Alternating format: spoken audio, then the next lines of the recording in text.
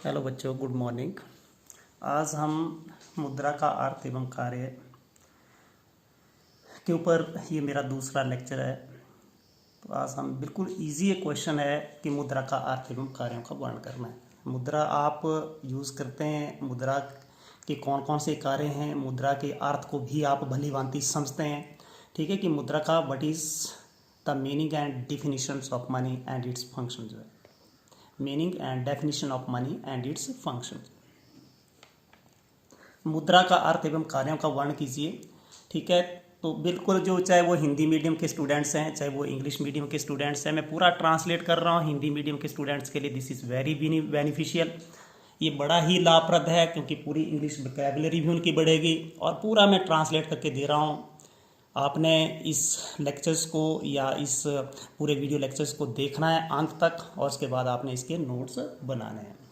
ठीक है, तो सबसे पहले इसकी जो डेफिनेशन दी है, किस in the words of Crowther, money can be anything that is generally accepted as the mean of exchange and at the same time act as measures and as a store of value.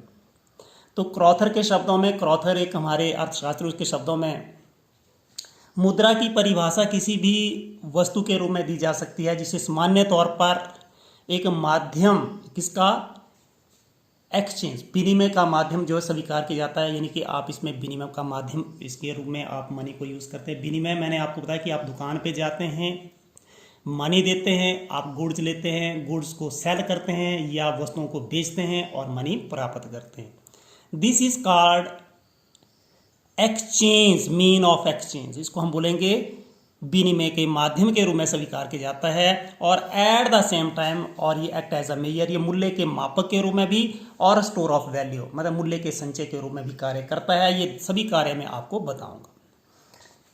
जो भी आपकी definition लिखे, definition के अंदर ये सारे के सारे इसके कार्य लिखे हैं कि ये सबसे पहले क्या करता है, ये मीन ऑफ एक्सचेंज करता है, act as a measures and store of value.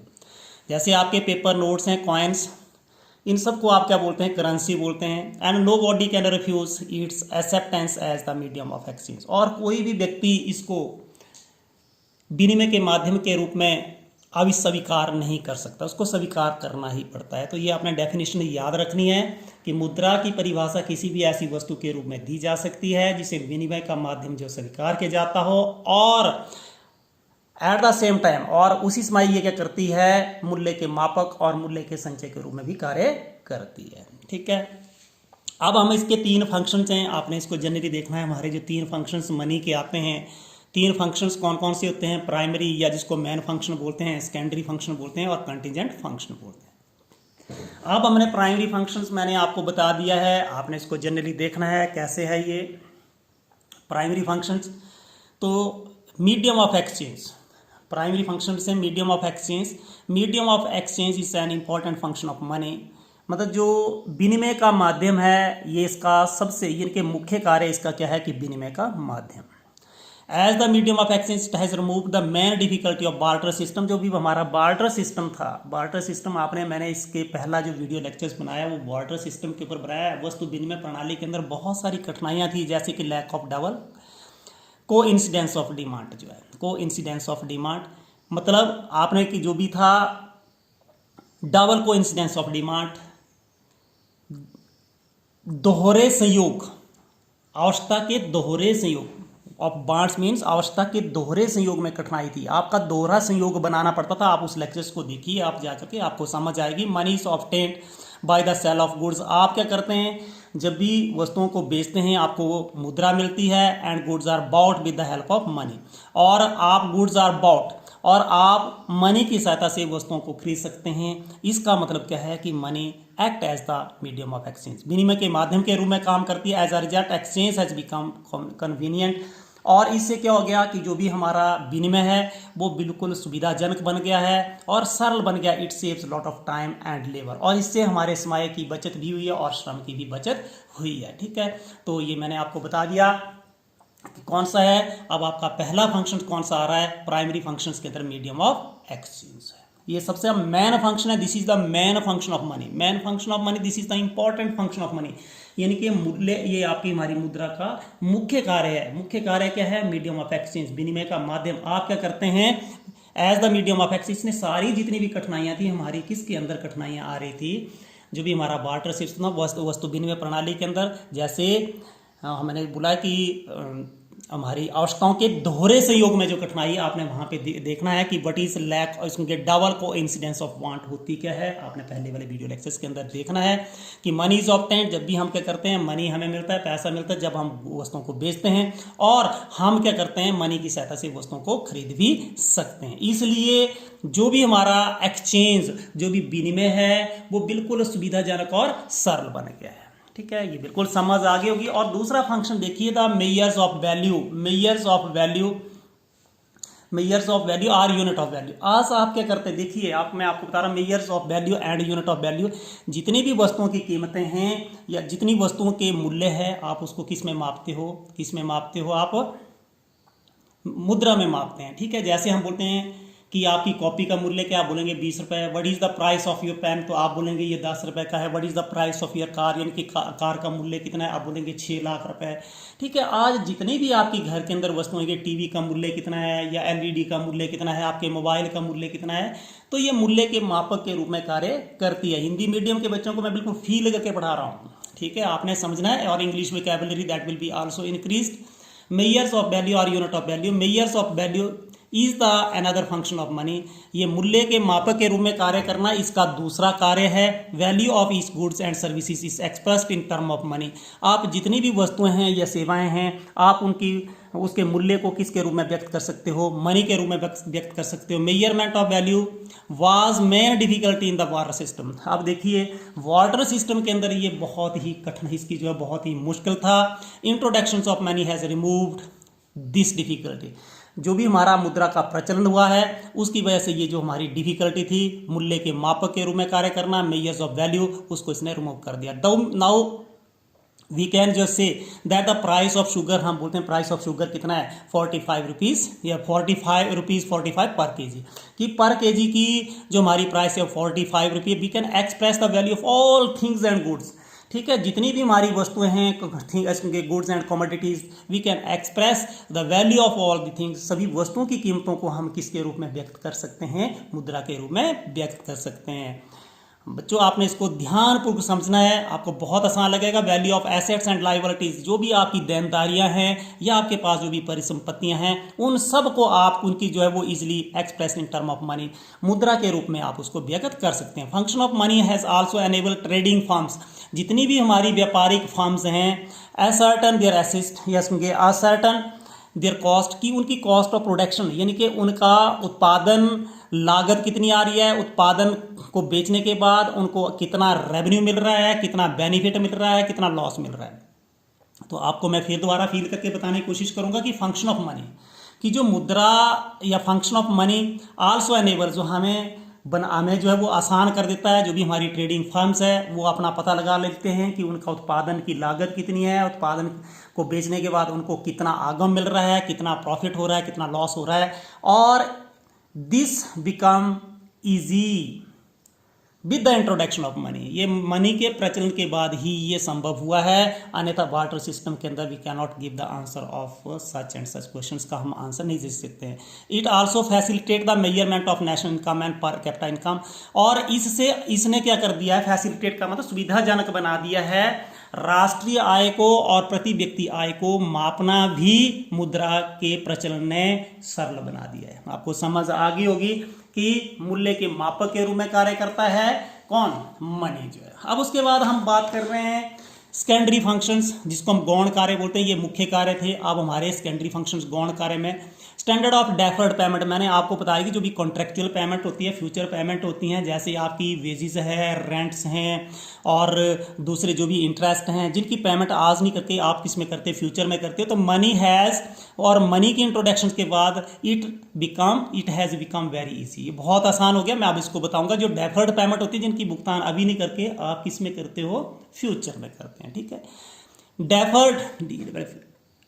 Deferred जो पेमेंट्स होती है विच आर मेड, जो है वो सम टाइम इन फ्यूचर में की जाती है। पेमेंट्स ऑफ बेसिस है, जैसे मजदूरी होती है, जैसे हम मजदूर लगा के रखते हैं, 1 महीने के बाद दे रहे हैं, 2 महीने के बाद उनकी सैलरी दे रहे हैं। इंटरेस्ट आपने कहीं किसी का जो भी आपने कोई भी आपने मनी उधार लेकर के उसके ऊपर इंटरेस्ट दी जाता है, रेंट्स एक्सेट्रा आर रेफर्ड, इनको डेफर्ड पेमेंट्स बोलते हैं, इनको स्थगित भुगतान बोलते हैं। Introduction of money has made this payment easier जो है, और मुद्रा के प्रचलन ने क्या कर दिया है, इन भुगतान को बिल्कुल आसान कर दिया है। कौन से भुगतान, चाहे वो भुगतान आपका मजदूरी का भुगतान है, ब्याज का भुगतान है, लगान का भुगतान, इसको बिल्कुल आसान कर दिया। Money has made it easy for producer, जो भी हमारे उत्पादक हैं, कंज्यूमर्स मतलब जो भोक्ता हैं, या government to take loan from the government. अब हम चाहे वो प्रोड्यूसर है, उत्पादक है, चाहे वो भोक्ता है, चाहे वो सरकार, लोन लेती है कहाँ से लेती है, मार्केट से, मनी मार्केट से लोन लेती है। कौन से मार्केट से लेती है, मनी मार्केट से लोन लेती है, और उसके इंटरेस्ट को किसके रूप में चुकाती है, आपको पता होना चाहिए था, इन टर्म ऑफ मनी जो है। ठीक है, तो जो भी हमारी डेफर्ड पेमेंट्स हैं, जो भी हमारे स्थगित भुगतान हैं, उसके भुगतान को मुद्रा के प्रचलन ने बिल्कुल आसान कर दिया है। अगला स्टोर ऑफ वैल्यू। अब मैंने आपको बताया कि आपने मूल्य है, आपके पास पैसे, आप जैसे आपकी कोई इनकम होती है, इनकम का एक भाग जो आप खर्च नहीं करते हैं उसको बचत बोलते हैं, और बचत को आप जो मुद्रा के रूप में बड़ी आसानी के साथ बचा सकते हैं। ठीक है, लेकिन वस्तुओं के रूप में in barter system it was very difficult to store the value जो है। Money also act as the store of value, ये मूल्य के संचय के रूप में काम करती है। मैं हिंदी वाले बच्चों के लिए इंग्लिश भी आपकी इसकी वोकैबुलरी भी बढ़ेगी, और साथ साथ में आपको क्वेश्चंस भी याद हो जाएगा। ठीक है, मूल्य के संचय के रूप में कार्य करती है। It was not possible to store the value in barter system of exchange, जो हमारी वस्तु विनिमय प्रणाली के अंदर मूल्य के संचय को करना बहुत ही कठिन था। बिकॉज क्योंकि आपने लिखा है जितनी भी हमारी कमोडिटीज होती है, गुड्स दे आर परिशेबल, मतलब वो परिशेबल होती है, नाशवान होती है, वो जल्दी नष्ट हो जाती है, उनकी वैल्यूज कम हो जाती है। It is convenient to store the value in term of money, because अब हम जो भी वैल्यू है, जो भी मूल्य है, मूल्य का संचय हम मुद्रा के रूप में कर सकते हैं, क्योंकि इसके 3-4 रीजन दिए। Money has the merit of general acceptability, तो ये सामान्य रूप से, जो आपको पता है कि मनी को कोई भी मना नहीं कर सकता लेने से, ये सामान्य रूप से स्वीकार्य होती है, सभी इसकी जो है सामान्य स्वीकार्यता होती है, ये सामान्य रूप से स्वीकार होती है, स्वीकारक होती है। एज इसके और value of money remains relatively stable, और आपने देखा कि जो मुद्रा का मूल्य रिलेटिवली, किसकी रिलेटिवली में, जैसे आपकी जो बार्टर सिस्टम के अंदर relatively remains stable as compare to other commodities, अन्य वस्तुओं की तुलना में इसका मूल्य कैसा रहता है, स्थिर रहता है। It is convenient to store money, आप अपने घर में करोड़ों रुपए रख सकते हो। ठीक है, आपने जो आपकी कोई भी सेल्फ ले लीजिए, कोई भी अलमारी ले लीजिए, आप कोई भी लॉकर ले लीजिए, उसमें से करोड़ों रुपए you can store, but in term of goods and commodities you can not store the money जो है। उन आपने वस्तुएं रखने के लिए कितने स्पेस की जरूरत होती है, मैंने आपको वहां पे भी बताया हुआ है। It is convenient to store money, ये बिल्कुल सुविधाजनक है मूल्य का, या मूल्य का संचय करना, किसके रूप में, मुद्रा के रूप में। Store of money does not need much space, और मुद्रा के रूप में जब भी हम क्या करते हैं, स्टोर करते हैं मनी को, तो उसके लिए ज़्यादा स्पेस की जरूरत नहीं होती है, ज़्यादा स्पेस की, ज़्यादा जगह की जरूरत नहीं होती है। अब तीसरे फंक्शंस हैं, ये आपने बिल्कुल आसानी से याद करना, these are contingent functions. Contingent function आकस्मिक कार्य, ठीक है, आकस्मिक कार्य में से 3-4 कार्य मैंने बिल्कुल लिखे हैं, बिल्कुल शॉर्ट में लिखे हैं, बड़े अच्छे ढंग से लिखने की कोशिश किया। Prior to the introductions of money, creations of the credit is not possible. Prior to the introductions of money, जब भी हमारी मुद्रा का प्रचलन नहीं होता, उसके पहले जो वो साख का निर्माण करना बहुत कठिन था। साख का निर्माण, जैसे आप मैं बताऊंगा साख का निर्माण क्या होता है। Presently almost all the countries of the world instruments of credit, जो भी हमारे क्रेडिट के इंस्ट्रूमेंट्स हैं, जो भी साख के उपकरण हैं, कौन कौन से, जैसे चेक है, ड्राफ्ट है, बिल ऑफ एक्सचेंज, इन सब का हम यूज करते हैं। ठीक है, bill of exchange et cetera are being used, इन सब का प्रयोग किया जाता है। चेक का प्रयोग कर रहे हो आप, ड्राफ्ट का प्रयोग कर रहे हैं, बिल ऑफ एक्सचेंज मतलब जो विनिमय पत्र, इसको बोलते हैं विनिमय पत्र का प्रयोग करते हैं। Basis of all this instrument, इन सब उपकरण का जो आधार है, जब बेस है, वो मनी है। ठीक है, मनी आउट ऑफ दियर जो इनकम, अब आपकी जो आपने देखा कोई भी व्यक्ति है, उसकी जो भी आय होती है, उसका एक भाग क्या करता है, deposit the money in the bank, bank में जमा कराता है, और बैंक से निकालने के बहुत सारे तरीके हैं। And they can withdraw these जो है वो deposit in term of money by cheque. ठीक है, और इस डिपॉजिट को, इस जमा को जो जमा करता है वो चेक की सहायता से निकाल सकता है। जितने भी ये आपके चेक्स आ रहे हैं, whether they are draft, whether they are bill of exchange, ये these are the instruments of these are the instruments of credit. ये क्रेडिट के ये साख के उपकरण हैं और ये साख के उपकरण को किसने इजी बना दिया है? इंट्रोडक्शन ऑफ मनी, मनी के प्रचलन ने बिल्कुल आसान कर दिया, बिल्कुल आसान ही गया। और मेजरमेंट ऑफ मैक्सिमम सेटिस्फिकेशन, अधिकतम संतुष्टि का माप। अब आपने देखा कि हमने जो सेकंड लेसन पढ़ रहे थे कंज्यूमर्स इक्विलिब्रियम क्या है, प्रोड्यूसर्स इक्विलिब्रियम क्या है, अब आपने देखा कि by spending the wealth in term of money consumer get maximum satisfaction. अब मुद्रा के रूप में धन खर्च करके एक उपभोक्ता अधिकतम संतुष्टि प्राप्त कर लेता है और एक उत्पादक अधिकतम लाभ प्राप्त करता है। किसके रूप में खर्च करके? किसके रूप में? मुद्रा के रूप में। ठीक है, तो ये मेजरमेंट ऑफ मैक्सिमम सेटिस्फिकेशन, ये अधिकतम संतुष्टि का माप है कि आपको अधिकतम संतुष्टि कैसे मिलेगी? जब उपभोक्ता मुद्रा के रूप में धन खर्च करता है और जो हमारा प्रोड्यूसर्स है गेट्स मैक्सिमम प्रॉफिट जो है। डिस्ट्रीब्यूशन ऑफ नेशनल इनकम, अब आपको पता है कि हमारी जो नेशनल इनकम होती है उसकी डिस्ट्रीब्यूशन को किसने इजी बना दिया है? Money has made the distribution of national income easier. With the introductions of money, distribution of national income became easier. ये become easier, बिल्कुल आसान हो गई है। Then वाटर सिस्टम, जो भी हमारी वस्तु विनिमय प्रणाली थी, among different factors of production, आपको पता है कि अलग अलग फैक्टर्स ऑफ प्रोडक्शन होते हैं, उत्पादन के अलग अलग साधनों के बीच में हमारी आय का जो वितरण है उसको किसने? मनी के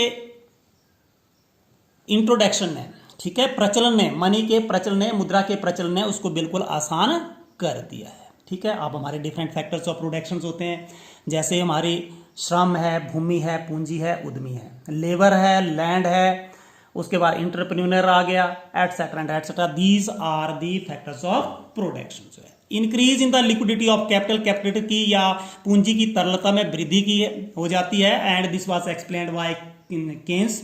because of the general acceptability, यह सामान्य रूप से स्वीकार्य होती है। Money help in maintaining the liquidity of capital, ये पूंजी की लिक्विडिटी तरलता को बनाए रखने में भी सहायता करती है। वन कैन रिफ्यूज, एक व्यक्ति जो है रिफ्यूज कर सकता है accept capital in the form of, यानी कि पूंजी को किसकी फॉर्म में, या वो घर की फॉर्म में या दुकान या लैंड की फॉर्म में लेने से इनकार कर सकता है, बट कैन नॉट जो रिफ्यूज, ठीक है, इन टर्म ऑफ मनी, लेकिन मनी के रूप में वो उसको रिफ्यूज नहीं कर सकता है। ठीक है, तो आपने ये तीन मैंने फंक्शंस आपको बताए। कौन कौन से फंक्शंस मैंने आपको बताए हैं याद रखने आपने? प्राइमरी जिसको मुख्य कार्य बोलते हैं, और दूसरे हमारे सेकेंडरी फंक्शन जिसको हम गौण कार्य बोलते हैं, और ये तीसरी जो कंटेंजेंट फंक्शंस हैं ये आकस्मिक कार्य, इनको याद करना है। मैंने फील करके पढ़ाने की कोशिश की है। यदि आपको समझ नहीं आई तो 2-3 बार इस लेक्चर्स को देखिए, आपको जरूर समझ आएगी। ठीक है, और यदि आपको ये वीडियो अच्छा लगा है तो लाइक, शेयर और सब्सक्राइब। Thank you.